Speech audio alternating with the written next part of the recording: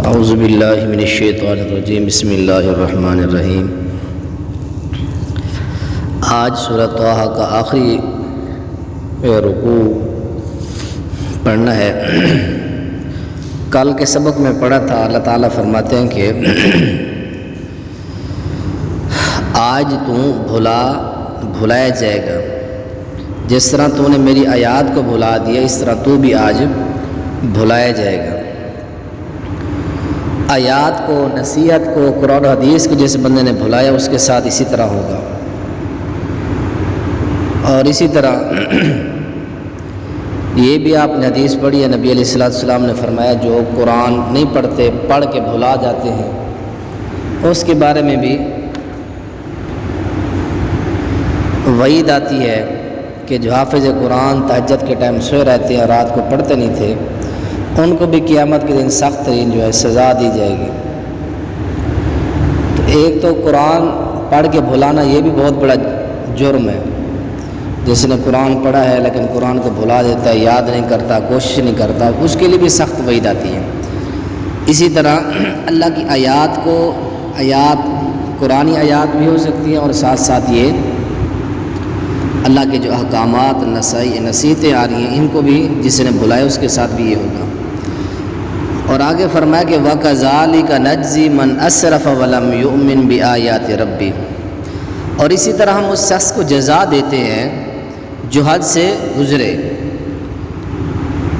من اسرف جو حد سے گزرے، وَلَمْ يُؤْمِنْ بِآيَاتِ رَبِّهِ، اور اپنے رب کی آیات پر ایمان نہ لائے۔ جو حد سے گزرے اور اپنے رب کی آیات پر ایمان نہ لائے، اسی طرح ہم اس کو جزا دیتے۔ جزا سے کیا مراد ہے کہ مجرم کو اس کے جرم کے مطابق جو ہے سزا دی جائے گی۔ جو مجرم ہوگا اس مجرم کو اس کے جرم کے موافق سزا دی جائے گی۔ جو مجرم نہیں ہوگا اس کے ساتھ اکرام اور عزت ہوگی اس کی۔ وَلَعَذَابُ الْآخِرَةِ أَشَدُّ وَأَبْقَىٰ، اور یقیناً آخرت کا عذاب زیادہ سخت ہے اور باقی رہنے والا ہے۔ أَفَلَمْ يَهْدِ لَهُمْ كَمْ أَهْلَكْنَا قَبْلَهُمْ مِنَ الْقُرُونِ، کیا پھر اس بات نے ان کی رہنمائی نہیں کی؟ ہدا یہدی کا معنی رہنمائی، کیا اس بات نے ان کی رہنمائی نہیں کی کہ ہم نے ان سے پہلے کتنے زمانوں کے لوگ ہلاک کر دیے، کتنے زمانوں کے لوگوں کو ہم نے ہلاک کر دیا؟ کیا اس بات نے ان کی رہنمائی نہیں کی؟ یہ رہنمائی سے کیا مراد ہے کہ یہ لوگ جب عرب سے جاتے ہیں یمن کی طرف یا نجران کی طرف جاتے ہیں تو درمیان میں قوم سمود، قوم عاد، بڑی بڑی بستیاں ہیں جو تباہ و برباد ہو کے پڑی ہیں، انہی راستے سے یہ چلتے پھرتے ہیں۔ یمشون فی مساکنہم، اور فرمایا کہ جن کے رہنے کی جگہوں میں یہ چلتے پھرتے ہیں، جن کے رہنے کی جگہوں میں یہ چلتے پھرتے ہیں، کیا مقصد؟ ان کے وہ محلات، ان کی کوٹھیاں، وہ کھنڈرات جو گرے ہوئے ہیں وہ کھڑے ہیں، نشانات ہیں۔ کیا اس بات نے ان کی رہنمائی نہیں کی؟ ڈر جاتے، خوف زدہ ہو جاتے، اللہ کے رسول پر ایمان لے آتے۔ اہلکنا قبلہم من القرون، ان سے پہلے کتنے زمانوں کے لوگوں کو ہلاک کر دیے۔ یمشون فی مساکنہم، جن کے رہنے کی جگہوں میں چلتے پھرتے ہیں۔ یہ مکہ والے عرب سے جب جاتے ہیں نجران، یمن، تو راستے میں قوم سمود، قوم عاد کے وہ محلات اور نشانات دیکھتے ہیں، ان سے رہنمائی اور عبرت نہیں حاصل کرتے۔ ان فی ذلک لآیات لأولی النہیٰ، بے شک اس میں عقلوں والوں کے لیے یقیناً کئی عظیم نشانیاں ہیں۔ عقلوں والوں کے لیے کئی عظیم نشانیاں ہیں۔ وَلَوْلَا كَلِمَةٌ سَبَقَتْ مِن رَبِّكَ لَكَانَ لِزَامًا وَأَجَلٌ مُّسَمًّى، اگر وہ بات نہ ہوتی جو تیرے رب کی طرف سے پہلے ہو چکی، اگر وہ بات جو تیرے رب کی طرف سے پہلے ہو چکی، اور اسی طرح فرمایا کہ سبقت من ربک لکان لزاما واجل مسمى، اور ایک مقرر وقت نہ ہوتا تو وہی لازم ہو جاتا، لزاما وہی لازم ہو جاتا۔ کیا لازم ہو جاتا؟ جس طرح پہلے لوگوں کو عذاب آیا، پہلے لوگوں کو جس طرح سزائیں ملی، تو ان لوگوں کے اوپر بھی اسی طرح کا عذاب آ جاتا اگر ایک بات طے شدہ نہ ہوتی۔ وہ طے شدہ بات کیا ہے؟ حدیث کے اندر اس کی وضاحت آتی ہے، صحیح البخاری کتاب التوحید کے اندر حدیث ہے، نبی علیہ السلام نے فرمایا کہ ان اللہ لما خلق اللہ الخلق کاتب فی کتابہ وہو یکتب علی نفسہ وہو وضع عنده علی العرش وحتی تغلب غضبی۔ فرمایا کہ جب اللہ تعالیٰ نے مخلوق کو پیدا کیا تو اس نے ایک کتاب لکھی اور اس کو اپنے پاس ہی رکھ لیا۔ جب اس نے مخلوق کو پیدا فرمایا تو یہ بات اس نے لکھ کر اس کو اپنے پاس رکھ لیا، اور وہ اپنے آپ پر خود لکھتا ہے، اس کے اوپر کوئی لکھنے والا نہیں ہے۔ یکتب علی نفسہ، وہ اپنے آپ پر خود لکھتا ہے۔ کیا اس نے لکھ کے اپنے پاس رکھ لیا؟ وضع عنده علی العرش، ایک کتاب لکھی، ایک ورقہ لکھا، پھر اس کو لکھ کر اپنے پاس عرش پر رکھ لیا اس کو۔ اس میں کیا لکھا کہ حتی تغلب غضبی، اس میں اندر لکھا کہ ان رحمتی تغلب غضبی، بے شک میری رحمت میرے غضب پر غالب آ گئی۔ اللہ کے اوپر یہ اللہ نے اپنے آپ پر لازم کر لیا، واسع ربی کل شیء علما رحمتی واسعت کل شیء۔ اللہ کے غصے پر اللہ کی رحمت غالب ہے، اس لیے اللہ تعالیٰ درگزر کرتا ہے، اور ایک وقت جو ہے اللہ تعالیٰ دیتا ہے، اس وقت سے پہلے نہیں مارتا۔ جب وقت مقرر آ جاتا ہے، نہ ایک لمحہ آگے ہوتا ہے نہ ایک لمحہ پیچھے۔ تو سابقت کی یہ تفسیر آپ نے یاد رکھنی ہے۔ اگر وہ بات نہ ہوتی جو تیرے رب کی طرف سے پہلے ہو چکی، اور ایک مقررہ وقت نہ ہوتا، اجل مسمى، اور ایک مقررہ وقت نہ ہوتا، لَكَانَ لِزَامًا، تو لازم ہو جاتا۔ لازم ہونے سے مراد جس طرح پہلے لوگوں کو فوراً عذاب سزا ملتی، اسی طرح تمہارا بھی اسی طرح اللہ تعالیٰ حساب یا اسی طرح جلد تمہیں عذاب دے دیتا۔ جس طرح سورہ یونس کے اندر فرمایا کہ وَلَوْ يُعَجِّلُ اللَّهُ لِلنَّاسِ الشَّرَّ اسْتِعْجَالَهُمْ لَقُضِيَ إِلَيْهِمْ آجَلٌ، اگر ان کے گناہ کرنے کے فوراً بعد ان کو سزائیں دی جائیں تو جلدی معاملہ ختم ہو جائے گا۔ اس طرح تو نظام ختم ہو جائے گا۔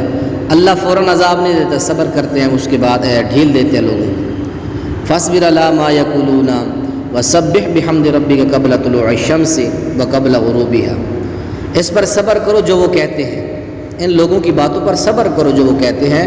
وسبح بحمد ربک، سورج طلوع ہونے سے پہلے اور اس کے غروب ہونے سے پہلے آپ نے رب کی حمد کے ساتھ تسبیح کر۔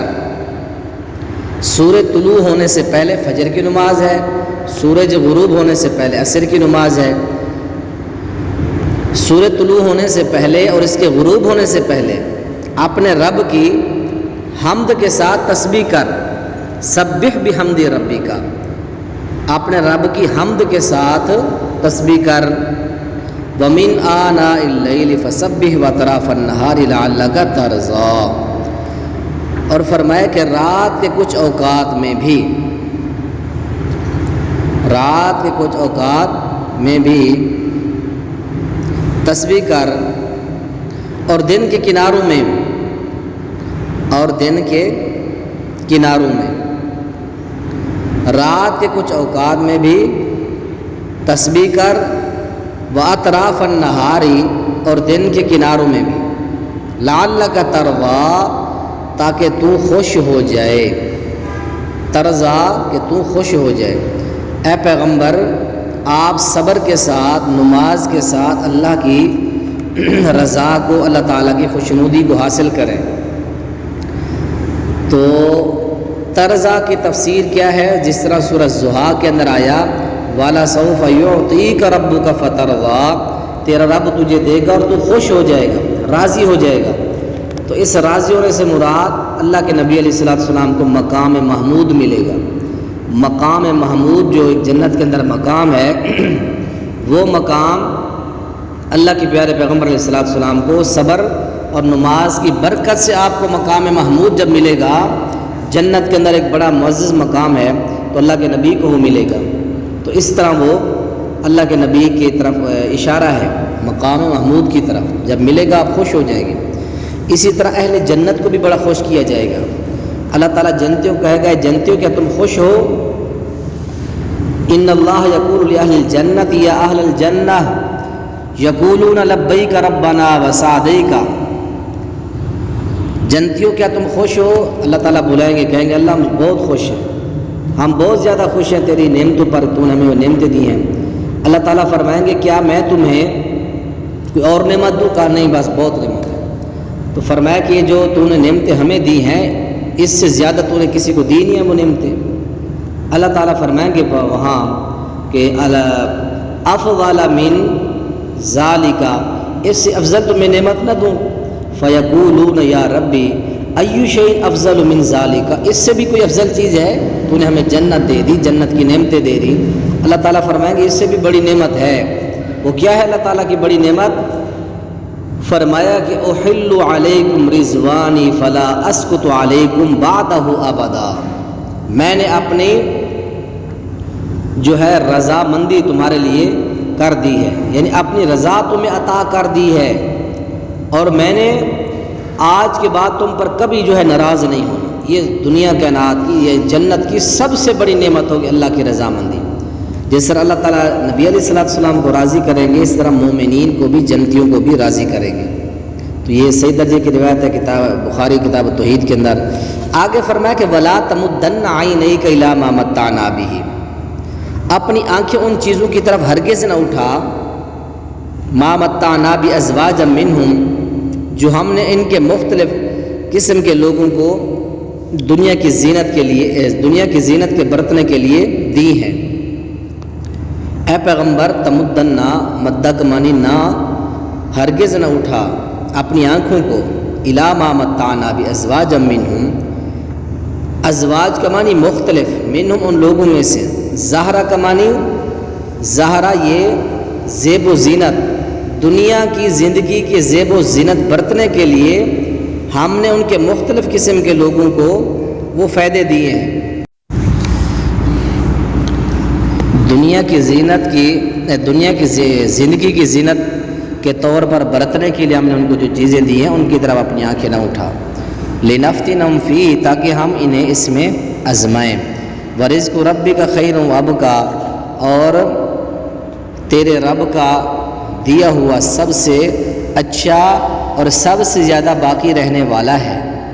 تیرے رب کا دیا ہوا، رزق ربی کا، تیرے رب کا دیا ہوا، خیرun سب سے اچھا، وابقا اور زیادہ باقی رہنے والا ہے، زیادہ باقی رہنے والا۔ کیا مراد؟ حلال رزق جو ہے وہ سب سے اچھا بھی ہے اور باقی رہنے والا بھی ہے، اور اس کے مقابلے میں ملنے والا حرام رزق، حرام کے طریقے سے کمائے جانے والا رزق، وہ حلال کے مقابلے میں کوئی حیثیت نہیں رکھتا۔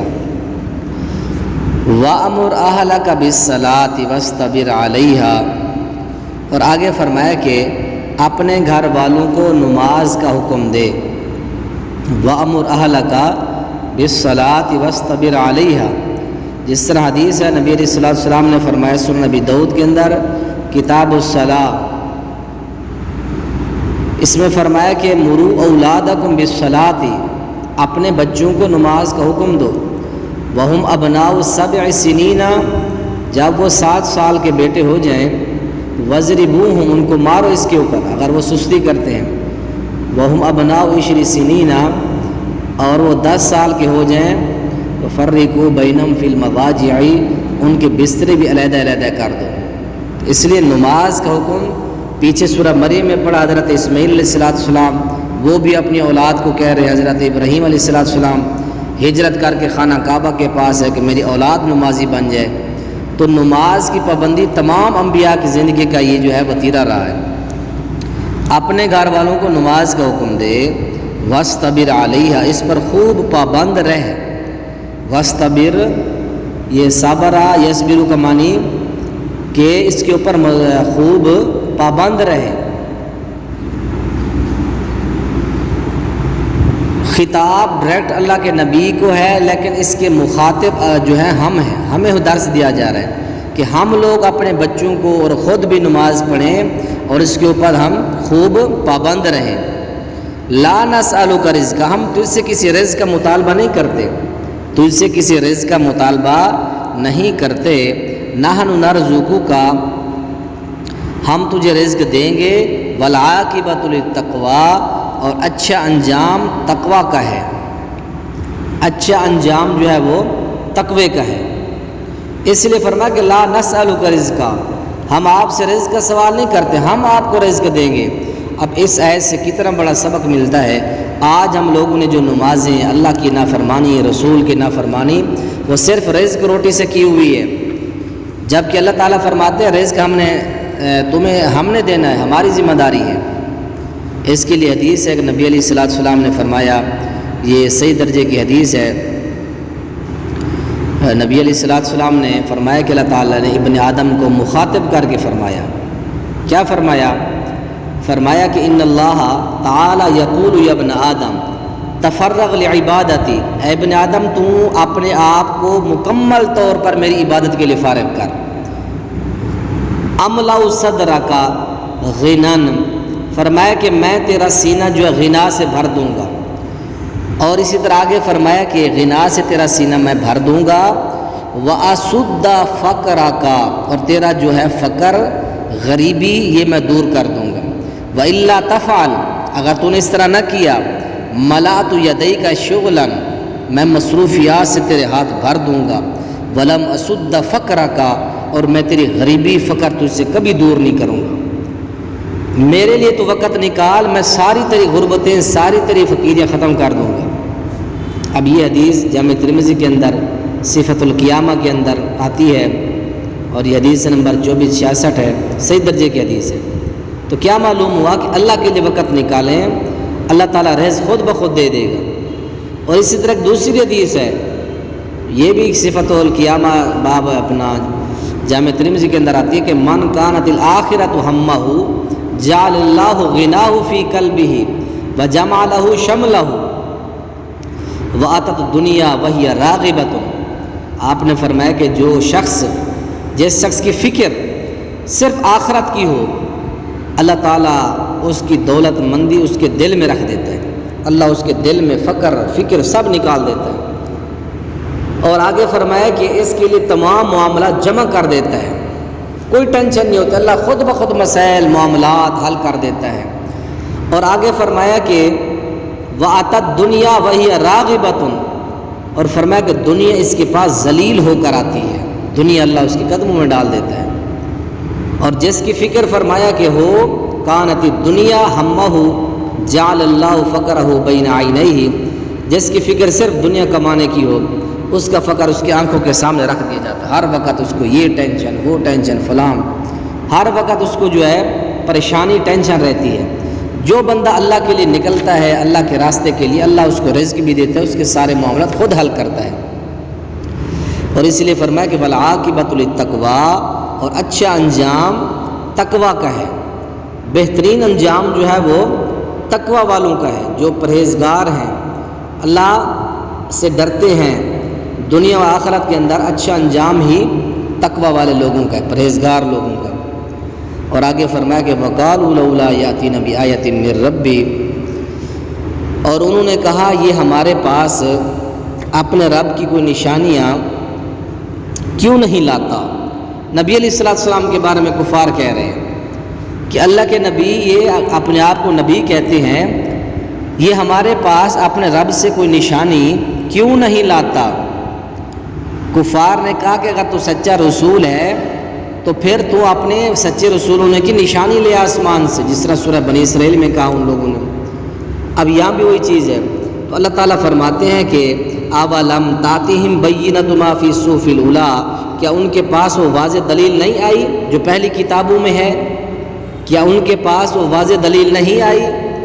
ما فی الصحف الاولیٰ، جو پہلی کتابوں میں ہے، اس سے کیا مراد ہے؟ پہلی کتابوں میں دلیل موجود ہے، پہلی کتابوں میں اللہ کے نبی کی آمد کی حضرت عیسیٰ نے بشارتیں دی ہیں، اور نبی علیہ السلام کے اوصاف، آپ کے وصف بیان کیے گئے ہیں، آپ کی نشانیاں، یہی نشانیاں تو تلاش کرتے کرتے حضرت سلمان فارسی فارس سے اللہ کے نبی کو تلاش کرتے مکہ میں آئے تھے کہ وہ نبی صدقہ نہیں کھائے گا، اس کا گھر نخلستان کے درمیان ہوگا، اس کے کندھوں کے درمیان کبوتر کے انڈے کے برابر ایک مور نبوت کا نشان ہوگا، تو وہ تحفہ قبول کرے گا، ہدیہ قبول کرے گا، لیکن زکوٰۃ نہیں کھائے گا، صدقہ نہیں، یہ ساری نشانیاں تھیں۔ تورات انجیل ساری کتابوں میں نشانیاں موجود تھیں. اے لوگوں تمہارے لیے نشانیاں کافی نہیں ہیں، کوئی نئی نشانی لے کر آئے تمہارے لیے. وَلَوْ أَنَّ أَهْلَكْنَاهُمْ اگر ہم انہیں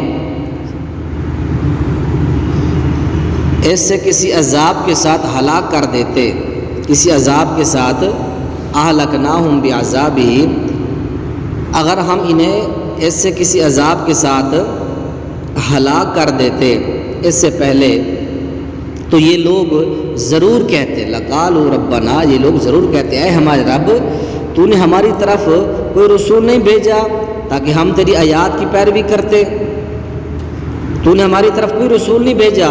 فنتبع آیاتک من قبل، کہ ہم تیری آیات کی پیروی کرتے. ان نذل و نخزا، اس سے پہلے کہ ہم ذلیل ہوں اور رسوا ہوں. اللہ تو ہمارے پاس رسول بھیجتا، آج نہ ہم ذلیل ہوتے نہ رسوا ہو. یہ قیامت کے دن جو ہے یہ اس طرح کی ایکٹنگ خود کریں گے جھوٹے لوگ، حتیٰ کہ مشرک اور جھوٹے لوگ بھی اس وقت کہیں گے، جھوٹ بولیں گے اللہ تعالیٰ کی ذات کے اوپر، اور رسولوں کے اوپر بھی جھوٹ بولیں گے. سارے رسول پیغمبر تو ان کے پاس آ چکے تھے پہلے سے. قل کل متربص فتربصوا، کہہ دے ہر ایک منتظر ہے، تم انتظار کرو. کل یہ تنوین ہے، اس کا جو مضاف ہے وہ حذف ہے، اصل میں ہے کل واحد، اس کا مضاف الیہ جو ہے وہ حذف ہے، تو اس کے پھر یہ علامت ہوتی ہے کہ اس کو حذف کر کے اس کی جگہ پر تنوین لگا دی. اصل عبارت کیا ہے؟ کل واحد، ہر ایک، متربص منتظر ہے، یعنی انتظار کر رہا ہے. فتربصوا، تم انتظار کرو. اگر تم نہیں مانتے تم ملحد بن گئے، تم انتظار کرو. فستعلمون من اصحاب الصراط السوی ومن اہتدی، پھر تم جلدی ہی جان لو گے سیدھے راستے والے کون ہیں اور کون ہے جس نے ہدایت پائی. پھر تم جلد ہی جان لو گے سیدھے راستے والے کون ہیں، یا سیدھے راستے والا کون ہے اور کون ہے جس نے ہدایت پائی. یہ تم بہت جلد جان لو گے. اب دنیا کے اندر تم اس طرح کی باتیں کر رہے ہو، تو اگر تم نہیں مانتے ٹھیک ہے، اپنی سرکشی میں بغاوت میں رہو، پھر قیامت جب آئے گی مرو گے پھر پتہ چل جائے گا تمہیں کون حق اور سچ پر تھا. یہ کل یاد کر کے سارے. ہاں آخری آیت کا ترجمہ پھر دیکھو جی، پھر تم جلدی ہی جان لو گے. فستعلمون، جلد تم جان لو گے، من اصحاب الصراط، سیدھے راستے والا کون ہے اور کون ہے جس نے ہدایت پائی. چلو دیکھو جو نہیں آتا پوچھو، پھر کل اس کو آدھی صورت یاد کر لینا، سورۃ طٰہٰ، پھر اس کی درائی کر کے اگلی صورت پر شروع کریں گے سورہ انبیاء.